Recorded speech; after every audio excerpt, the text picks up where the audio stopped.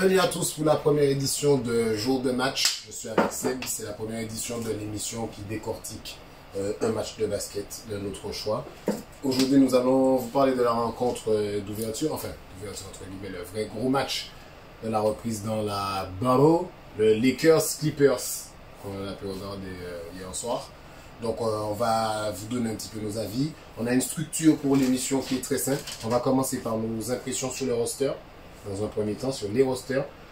Le match en lui-même, le déroulement. Les deux actions du match. L'action, la powerful action, on l'a appelé comme ça. C'est l'action qui fait la bascule. Et le stupid act, c'est l'action un petit peu pétée du match que chacun a relevé de son côté. Et on finit par le prono pour les prochains matchs de chaque équipe respective. Je vous déconseille de suivre à la lettre. Donc je laisse Seb se présenter. Alors il abuse que vous pouvez quand même suivre le pronostic vite fait. Non, bah alors comme il a dit, hein, clairement, aujourd'hui, qu'est-ce qu'on va voir? Tout simplement les rosters, le match, comment ça s'est déroulé. Vous donnez des pronostics et puis notre petite action du match, négative, positive. Voilà, et puis à la fin, pourquoi pas donner notre joueur du match, tout simplement. Ok, donc on va commencer par les rosters. Alors, les Clippers sont partis avec Reggie Jackson en meneur de jeu, Paul George, Kawhi, Marcus Morris et Ivica Zubac. Ce que j'ai pu noter dans un premier temps, c'est que Zubac a maigri, les gars. Zubac a perdu du poids. C'est ce qui lui permet de se mouvoir de manière beaucoup plus facile sur le terrain. Donc c'est peut-être un petit plus pour les gars. Les Lakers, eux, sont partis avec LeBron James en meneur de jeu, KCP en arrière, Danny Green, AD et Swaggy P. Donc une équipe qu'on avait plus ou moins l'habitude de voir, mais LeBron James en meneur de jeu, il avait déjà fait durant la saison avant l'interruption. Mais là, je pense qu'ils sont en train vraiment d'acter le poste de LeBron James, en tant que meneur. Surtout avec l'absence de Rajon Rondo. Oui, donc enfin, voilà, clairement, là aujourd'hui, les Lakers sont censés montrer que c'est eux les favoris. Hein. Après, on est quand même dans une reprise, donc forcément, hein, on peut le voir dans le match, il y aura beaucoup de fautes, des choses comme ça, faut s'y attendre. Mais aujourd'hui, les Lakers partent sur une valeur sûre. Ils ont quand même, on va dire, les artisans principaux que sont LeBron, AD et Javal Magui. Hein. Ah, tu mets ça Bipi dans le... Oui, Javal Magui, clairement, comme je le dis tout le temps, il a retrouvé un vrai niveau. Son passage aux Warriors l'a fait retrouver ce niveau qu'il avait aux Nuggets, défensivement, offensivement. Hein. Il nous a même déjà supplé quelques fadeaways de Javal. C'est vrai qu'il y a les fadeaways de Javal Magui. Bon, voilà, on repasse ça. Donc moi, ce qui m'a surpris, c'est l'état de forme de... Enfin, au premier abord, l'état de forme de Reggie Jackson. C'est-à-dire que je ne m'attendais pas à voir Reggie Jackson si smooth, tu vois. Donc on va le décortiquer un peu plus dans le match. Mais de le voir à la main là, c'est quand même pas mal. Je m'attendais plus à voir Pat Bev. Je sais pas, ils ont choisi de partir sur Reggie Jackson. Bon. Après, je pense que Reggie Jackson, en fait, il est clairement arrivé aux Clippers pour réaliser ce qu'il n'a pas pu faire à Détroit. Il part de Oklahoma City, ouais, parce qu'il n'est pas reconnu, il est dans l'ombre de Russell Westbrook. Il arrive aux Pistons, là où effectivement il est dans le 5 majeur. Bon, après, on a vu ce que ça a donné, mais ouais. Il en sort quand même grandi et il arrive aujourd'hui pour relever son vrai défi, être dans le 5 majeur d'une équipe qui vise le titre. Et c'est tout le malheur qu'on lui souhaite. Voilà, exactement. Donc là, on va passer au match. Corey Joseph finds Lowry. Donc moi, alors, de ce que j'ai vu du match, je peux remettre ici aussi, de ce que j'ai vu du match, c'est que bon, il est parti sur une intensité. Alors, pour nous, reprise, je m'attendais à ce que le match parte sur une intensité un peu plus basse, tu vois. Là, le match est parti à 100 à l'heure, ça balançait dans tous les sens. Enfin, les gars étaient chauds. Voilà. Ce que j'ai pu observer de manière personnelle, c'est que bon, déjà, on aurait dit que Kyle Kuzma a quelque chose à prouver, je sais pas. Il s'est retrouvé sur les plaquettes de trade. Le gars nous prend des shoots pendant tout le match. À un moment, il y a une action, je crois que c'est au 3e quart-temps. Il y a quelqu'un qui est sur, je crois que c'est Danny Green qui est sur sa gauche ou Dion Waiters. Dion Waiters, on va y revenir, mais pour moi, c'est un mystère. Et il y a Kyle Kuzma qui a le ballon, machin, il va tenter un fadeaway à 45 degrés, enfin, il est défendu.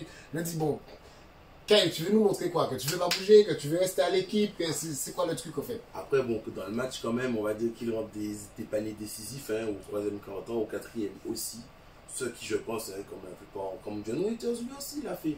Il se sent pousser des ailes, il pense qu'il a les clés du match. Comme dit notre poteau Lynn, c'est pas combien, mais c'est quand, c'est ça? Voilà, c'est ça, voilà. Alors lui, il est parti de ses camps, mais au final, bon, Ouais. voilà, c'est quand il sera transféré peut-être. Hein. Donc on peut aussi, donc moi j'ai noté aussi la performance de LeBron James. C'est quand même une reprise ok, d'accord? Mais tu mènes le jeu, tu machins 6 sur 19. On est quoi? C'est un shooter avec les yeux bandés. 2 sur 7 à 3 points, LeBron. On a vu mieux, hein? On a vu mieux. Mais là encore, on dira, c'est quand? Parce qu'on rappelle quand même que c'est lui qui met le panier de la gagne. Voilà. C'est difficile. Voilà. Super croqueur, arrête, tu me fais peur, parce que ce panier hyper croqueur, on va pas se mentir, tu vois. Moi, alors, au vu du match, je pense qu'il commence le match vraiment en tant que meneur, à proprement dit. Il fait des passes, il distille, ben, ça se voit, hein, il enquille quand même 6 passes D. Et puis, bon, ben, à un moment donné, quand il voit que l'équipe galère, ben, forcément, oui, mais il prend trop de shoot. Il prend trop de shoot à ce moment. Après, parce que terminé à 6 sur 19, il y a un manque de respect quand même pour tes coéquipiers, ouais. Je trouve. Tu vois ce que je veux te dire? Mais c'est un match de reprise, on va pas être trop dur avec les gens. Hein? Comme je reviens sur lui, mais on connaît Percy Jackson, le voleur de foudre. On a vu hier soir Reggie Jackson, le lanceur de briques. Reggie Jackson nous a servi un pourcentage merdique. C'est terrible. Attends, j'ai noté ça quelque part. Ah, je ne l'ai même pas noté le pourcentage. En fait, j'ai noté le pourcentage global qui est de 31 sur 74. Qui normalement aurait pu être acceptable dans un premier temps. Mais c'était sans compter les stats de Reggie Jackson, les stats personnels de Reggie Jackson. C'est-à-dire que toute l'équipe des Clippers était sous l'eau, à part Kawhi Leonard et Paul George. On aurait dit que Kawhi Leonard a diffusé un peu de son esprit robotique en Paul George parce qu'ils ont fait, surtout à Paul George, parce qu'ils ont fait tous deux un match en termes de réussite super propre. Paul George tourne à 6 sur 11 à 3 points. Le problème de Jackson, c'est qu'en début de match, il prend la confiance parce que c'est le seul joueur de l'équipe qui plante derrière la ligne. Et suite à ça, il n'a pas su tenir, en fait, tout simplement. Il a fait des mauvais choix, je pense. Il s'est mis tout seul là où il est. Ouais. Voilà. 32 sur 82 quand même. Ça fait beaucoup de shoots pris pour beaucoup de shoots ratés, en fait. Exactement. On va dire que ce sont des ajustements. Et toi, tu voulais nous parler de John Waiters. Oui, alors John Waiters, je pense qu'il arrive aux Lakers là aujourd'hui pour lui aussi un petit peu prouver. Il sort quand même de 4 années à Miami où il a retrouvé son niveau de Cleveland. Il a été blessé en 2018. Un peu après, il revient, il part se relancer aux Lakers. Donc bon, je pense que là, aujourd'hui, il a tout approuvé. Hein, bon. Mais je pense que la dynamique est là. Quoi. Ouais. Il a la volonté. Après, bon, bien vouloir. Ah ben, on l'a vu tenter des trucs. En fait, il est très dans tout ce qui est acrobatique, niveau lay-up. Shoot face, il aime bien se mettre sur ton visage et te balancer une bricasse. Des bricasses! Pas mal de bricasses hier soir. On était sur un chantier de construction. Oui, hier soir, il faut dire que le Kaiju, il a été oublié. Ouais. Les gens ont balancé le Kaiju vulgairement à la poubelle. On va pas se mentir. Ça y allait, pick and roll, vas-y, j'y vais sur ta tête. Vas-y, ouais, c'était. Puis ça s'est vu. Enfin, les deux équipes dans le bonus à 5 minutes de la fin du premier quart-temps, bon. C'est vrai que les gens avaient faim.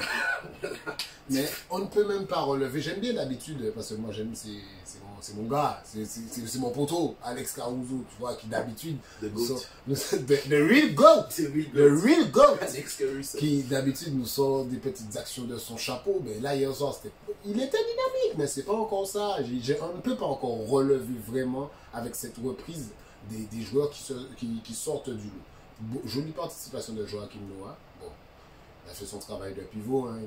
On voit qu'il n'a pas encore la volonté d'attaquer le cercle. Il est plus pour l'instant dans son poste de boxeur, de défense, de machin. Mais ça promet pour l'avenir, en fait. Et les matchs dans la condition dans la bulle, franchement, je trouve pas que ça dérange les joueurs, hein, le manque d'ambiance, tout ça. Ouais, je pense pas que ça va pas déranger les grosses équipes. Peut-être les équipes souvent fortes à domicile. Puis bon, il y a quand même un système d'écran avec des fans qui sont bon à voir. Mais je pense que pour les grosses équipes qui ont l'habitude des playoffs, ça va pas déranger plus que ça. Là, c'est vraiment retrouver les automatismes, faire avec le nouvel effectif, les absents, comme Harrell pour les Clippers, pour parler d'eux, qui n'est pas là, qui manque à l'équipe. Harrell, c'était quand même 18 points dans la raquette, 7 rebonds. Enfin, Harrell, quand même. Lou Williams. Lou Williams qui n'est pas là. Il faut savoir que c'est quand même les deux facteurs X de l'équipe. Exactement. C'est eux qui ont été désignés, entre guillemets, comme les fondations d'une base à l'arrivée de Kawhi Leonard et de Paul George. Tu vois, c'est quand même eux qui sont là depuis l'année dernière. Voilà, c'est eux qui ont mené l'équipe en playoff. C'est ça, exactement. Ils ne sont pas dans la bulle. Enfin, je ne sais pas pour montrer ça. Je crois qu'il va revenir un peu, mais je crois que Lou Williams a dit non. Donc, c'est pas l'équipe des Clippers telle qu'on la connaît. Elle est quelque peu elle-même aussi en reconstruction. Et on rappelle aussi que les Lakers, avec l'acquisition de Dion Waiters, il y a aussi des questions qui se posent concernant un autre joueur, un autre scoreur, parce qu'ils essayent d'étouffer un petit peu l'équipe. On n'est pas encore au max de la max, mais là, on est encore dans un shoot de Kyle Kuzma. Je suis désolé. Kyle Kuzma a passé son temps à prendre des shoots dans le match, comme si sa vie en dépendait. Qu'est-ce que c'est que cette histoire? Ouais, non, arriver sur la ligne et shooter à ce moment-là. On ne fait même pas ça dans Touquet, alors qu'on a shoot en zone préférentielle et tireur difficile. Il a fait n'importe quoi. C'est quand même n'importe quoi. C'est quand même n'importe quoi. John Waiters. Donc voilà, on va passer à la stupide action du match. Take it and make it. Anthony Davis breaking it off on Ed Davis. Seb, je te laisse commencer par la tienne. C'est l'action qui t'a vraiment... L'action ahurie pour toi, laquelle? Ah, moi, clairement, Kyle Kuzma, t'es en fast break, t'es mené, ton idée de shooter à 3 points, bon, tu mets un peu l'équipe derrière. On ne te connaît pas pour ça, forcément. Voilà. Moi, j'ai relevé une action de LeBron James en premier quart-temps. Un shoot excentré dans le coin. Hein? Il prend le shoot et fait 3 comme si le shoot était entré. Donc, non, pas du tout. Donc, voilà, ce sera mon stupide. C'est la powerful action pour moi. C'est quand même, à mon humble avis, le shoot de Paul George à la fin pour égaliser à 100-100. Ouais. Parce que ce shoot-là, le step back bizarre, machin, il te le met. Oh là là. J'étais en train de parler de Paul George en plus, avec beaucoup de médisance. Je disais beaucoup de mal sur Paul George récemment. J'ai l'impression qu'il a décidé. Ouh là là, ce dunk de LeBron. J'ai l'impression qu'il a décidé de me calmer un petit peu et puis de me montrer que ça ne sera pas comme ça cette année. Donc, Paul George, c'est tout ce qu'on te souhaite. Élève-toi, montre-nous à quel point t'es chaud. Nous, on est derrière ça. Toi, l'action du match qui t'a. LeBron, hein, parce que bon, encore une fois, il a fait son début de match mitigé, mais après on le trouve en sortie d'écran, et puis cette action où il récupère son ballon, on ne sait pas trop si c'est une claquette, on allait au bout de l'eau, hein, pour tuer un match. Paul George, effectivement, a eu un bon match, hein, mais un match avec beaucoup de réussite. Sur la dernière action, il va chercher une faute, hein, on parle de Paul George, qui va chercher une faute sur LeBron qui n'existera pas et tu perds sur ça. Non, LeBron, quand même, il sauve le match. On a dit sur ça. Curry splits the defense behind the back, fires a three. Oh, he puts it in. Et le joueur du match, Anthony Davis. Anthony Davis, bon, donc on va pas se mentir, premier match, il n'a pas 110 points, bon, il passe la barre des 100 points, mais le seul joueur qui pour moi avait un réel niveau par rapport à son niveau habituel, c'est Anthony Davis. Franchement, il a fait le taf dans la raquette. Il a vraiment bien fait le taf dans la raquette. Ouais. Défensivement, offensivement, il est là. Tu sens que le gars, il est hargneux. Tu sens que le gars, il a faim, malgré la reprise. Hein. Tu sens que le gars, il est là. Kawhi, malgré ça, en fait, le problème de Kawhi Leonard, c'est que c'est un mec, c'est la force tranquille, en fait. Il fait un putain de match, mais tu ne t'en rends pas compte. Tu ne t'en rends pas compte parce que c'est pas le truc le plus élégant qui soit, c'est pas le truc le plus flashy, on est dans l'efficacité. Tu vois ce que je veux te dire? Vous allez vous regarder les stats, ça m'embête parce que je voulais vous les sortir. Les stats de Kawhi Leonard sont propres, elles sont propres. Il a fait un très bon match. Ouais, il a fait un très bon match. C'est un gars qui, mais un peu insuffisant. Je pense que c'est le reste de l'équipe des Clippers qui met un petit peu, qui fait la bascule en fait. Oui, l'entrée de Patrick Beverley surtout remet un peu l'équipe à fond. La sortie de Reggie Jackson met l'équipe quand même en haut. On va pas se mentir, Reggie, t'aimes bien, mais voilà, tu finis le match avec 10 points, Reggie Jackson, hein? Ouais, c'est pas 10 points, t'es à 30%. Hein? C'est pas joli. 25% derrière la ligne. C'est pas joli, c'est pas joli. Kawhi finit à 43%, joli 43%, 75% à 3 points. Franchement, c'est 75% à 3 points. bon, s'il en a plus deux, après les 75%, Oui. ça va pas possible. Il y en a plus, plus, mais bon. Ouais. Mais non, le mec est dans son truc. Le mec est dans son truc, il est là, il parle pas, il fait des cris, mais bon, voilà. Mais shout out Anthony Davis. 34 points Anthony Davis quand même. 34 points, 8 rebonds, presque un double-double. Voilà. Avec un petit 2 sur 5 quand même à 3 points. On se rappelle de Young Davis, ça shootait pas. Il aimait pas trop shooter à 3 points. Voilà. Oui, mais je vois aussi apparaître les stats de LeBron James en dessous à 31% quand même. 2 sur 7 à 3 points.